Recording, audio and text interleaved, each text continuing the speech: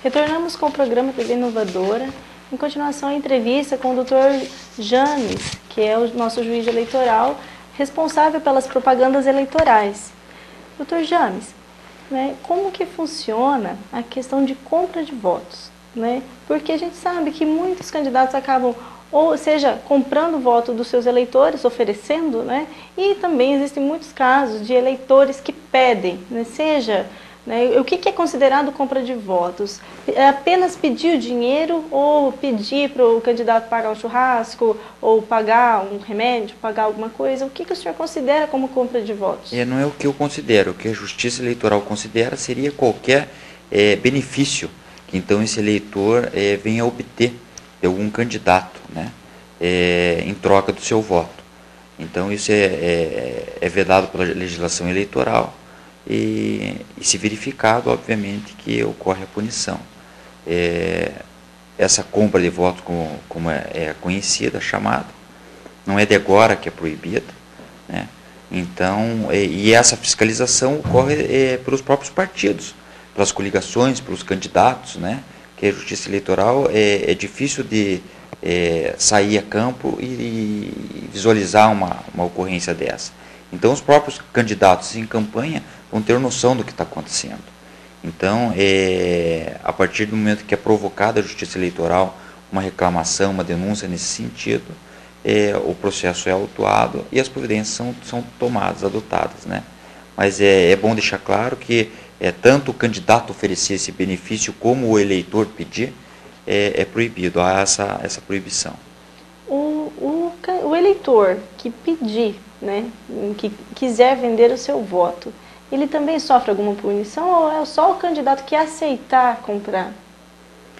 A punição é para ambos os lados, Então, o que ocorre é o seguinte: quando um eleitor está pedindo um benefício para trocar esse voto, obviamente que deve o candidato repreender essa situação e levar ao nosso conhecimento da Justiça Eleitoral e demonstrar que faz jus ao cargo que ele está concorrendo dessa forma, expressando sua indignação, sua repulsa com esse tipo de proceder do eleitor.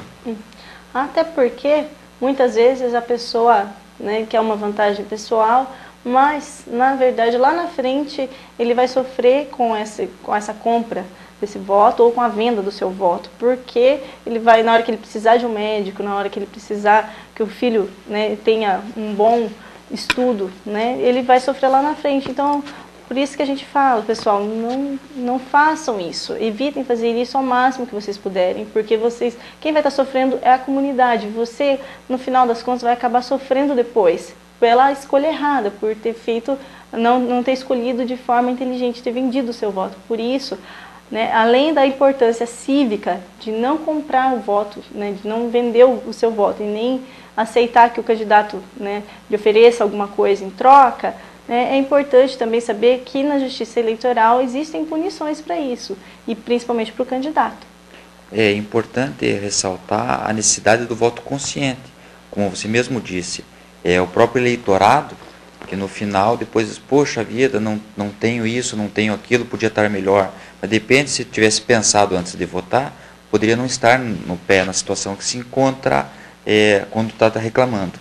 Então, por isso é muito importante o voto consciente, e também saber que o próprio candidato que está comprando o voto, mas ele nunca vai ter certeza que aquele eleitor vai estar votando nele. Então, de repente, pode estar gastando um dinheiro que não vai saber se vai ter aquele retorno ou não, além de ser proibido.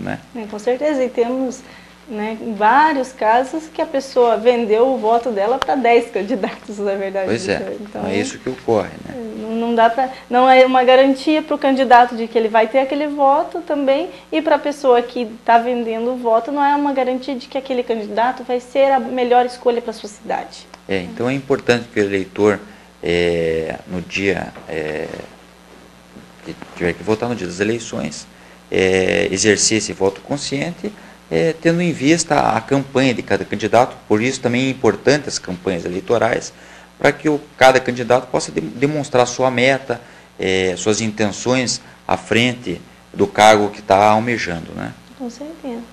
Bom, doutor, retomando a questão das propagandas lícitas e ilícitas. Pois não. No caso dos alto-falantes, né? Alto-falantes, é possível utilizar alto-falante? É possível sim utilizar esse alto-falante, obviamente com as restrições que nós já temos hoje em dia com relação a bens públicos, por exemplo, passar na frente do fórum, nós estamos tendo audiência, então, em bens públicos, na realidade, na própria prefeitura, na Câmara, né, hospitais, casas de saúde, escolas, templos religiosos, estiver havendo culto, missa, né? Então há essa proibição de 200 metros desses locais. Então isso tem que ser respeitado. Não temos um limite de quantos decibéis, obviamente que isso vai do bom senso. Se a partir do momento, mesmo que esteja se respeitando esses 200 metros, mas estiver havendo um certo tumulto, um incômodo, a população, obviamente que tem que haver essa denúncia para tomarmos providência. Mas essa proibição não existe, é possível, desde que respeitado esse horário das 8 às 22 horas e esse limite de 200 metros desses órgãos. Os carros de som, né, que a gente mostrou uma imagem de um caminhão, né, com o som, que serve também, pode até servir de palanque, né? No caso, ali, a propaganda do candidato que está com, né, com o seu jingle, falando sobre ele, o seu número, né, pedindo voto para ele. A propaganda dele, a imagem dele, pode ir até que tamanho nesse caminhão, por exemplo? A Justiça Eleitoral não delimita num caminhão qual é o tamanho da propaganda. Ela simplesmente diz que essa propaganda ela pode acontecer em bens particulares, desde que não seja pago. Né? Então, se o proprietário do caminhão de som quiser colocar a fotografia do candidato, desde que não esteja sendo pago para isso, e creio que até 4 metros quadrados, que é o que é permitido num bem particular, não haverá problema nenhum. Né? O que ela diz é que pode o carro de som, mas não diz com relação a essas imagens. Então, essas imagens a gente tem que daí nos remeter então a esses bens particulares. Então, é possível. Na questão dos bens particulares, doutor, qualquer bem particular pode ter a propaganda eleitoral? Pode. O veículo, a casa, né? Desde que seja de forma graciosa. Quer dizer, que o candidato não procure o particular oferecendo um benefício a esse particular para que se divulgue aquela propaganda. Então, você, se quiser externar sua intenção de voto, fazer propaganda da coligação, fazer propaganda de determinado candidato, você pode, desde que você não esteja recebendo nada por isso. O candidato precisa pegar uma autorização, né, para utilizar, para que a pessoa faça a propaganda, que ele faça a propaganda na casa da pessoa? Não há necessidade nenhuma de autorização da Justiça Eleitoral, de nenhuma comunicação. Obviamente que há necessidade de respeitar esse limite do tamanho dessa propaganda. Né? E como tinha dito anteriormente, que os fiscais são os próprios candidatos, os próprios partidos políticos, né? Porque a Justiça Eleitoral, apesar de exercer essa fiscalização, o contingente é pequeno, ainda mais nessa época, que é muito corrido.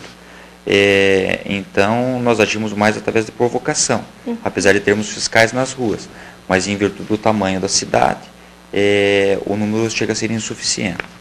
O senhor falou agora há pouco a questão do tamanho, né? O limite da propaganda eleitoral.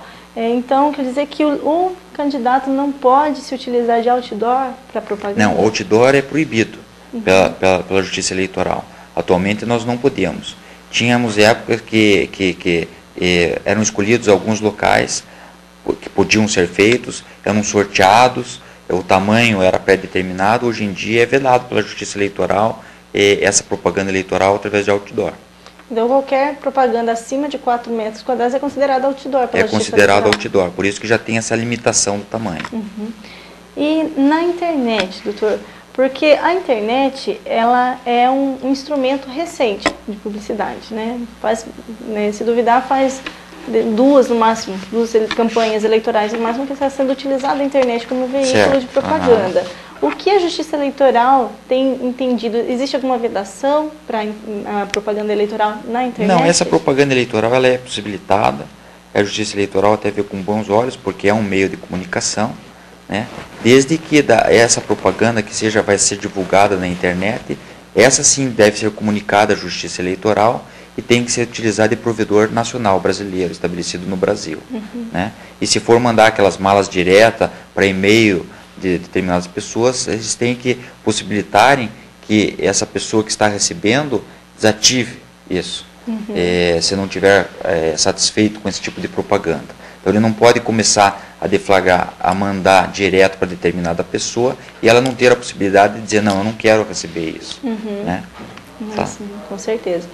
E, doutor, e a questão dos outros meios de comunicação, como a TV, o rádio e os jornais, né, os folhetos, os folhetins, é certo. possível? TV e rádio não pode mais fazer propaganda eleitoral, né?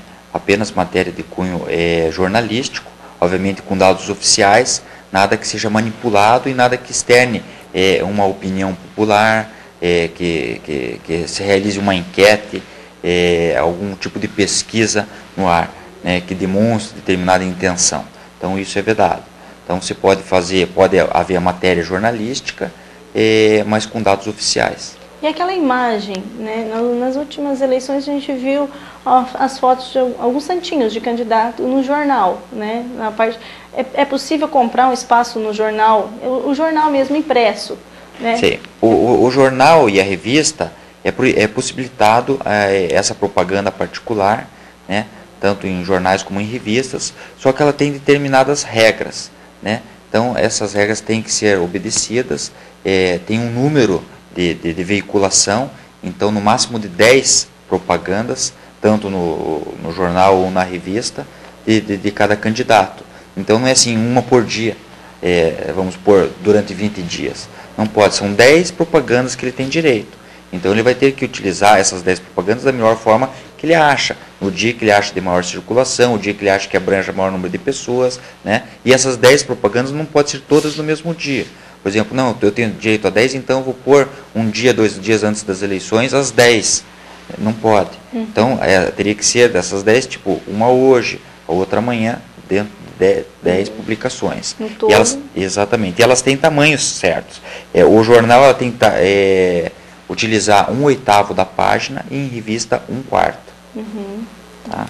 Sim. E tem que conter também, é importante frisar isso aí, é importante saber, e quem está vendo a propaganda, que o candidato deve divulgar qual é o valor pago para essa matéria. Então, nessa propaganda tem que ter inserido essa inserção de qual o valor pago para aquela inserção no jornal ou na revista. Isso é importante, né? Isso. Doutor, a questão de brindes, de camisetas, né? Porque até um tempo atrás a gente via muito, era muito comum, né, os candidatos darem brindes, né? Tá todo mundo, o pessoal que trabalha, né, os cabos eleitorais todos com camiseta. É possível isso? Não é possível. Como nós já comentamos antes, então qualquer distribuição que venha a oferir lucro, benefício ao eleitor, não se pode. Então vamos supor, um chaveiro, uma régua, um boné, não pode com propaganda política. Pode o partido vender uma camiseta, a coligação vender uma camiseta, mas com o nome do partido, com a coligação, mas de maneira nenhuma com o nome de candidato, ao cargo que está concorrendo, o número daquele candidato, certo? Isso é proibido. Tá?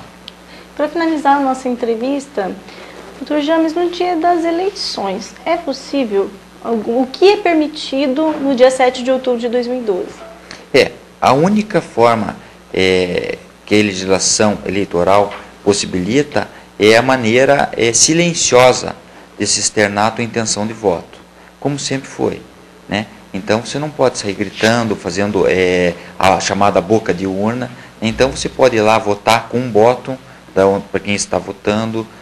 Isso pode, é uma maneira silenciosa de externar a tua intenção de voto, certo? Agora você não pode distribuir santinho, você não pode ficar na frente do local de votação pedindo voto para determinado candidato, né?